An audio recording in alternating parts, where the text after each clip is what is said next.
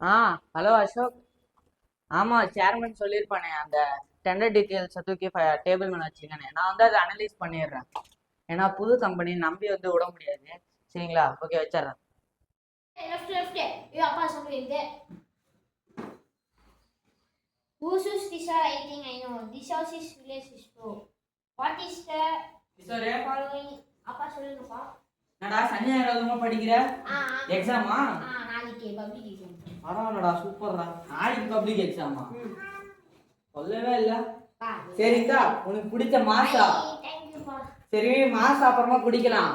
அப்பா ஃப்ரெண்ட் இருக்கிறான்ல, அதான் அவர் பேர் அசோக், தெரியுங்க? சொல்லிருக்கீங்க.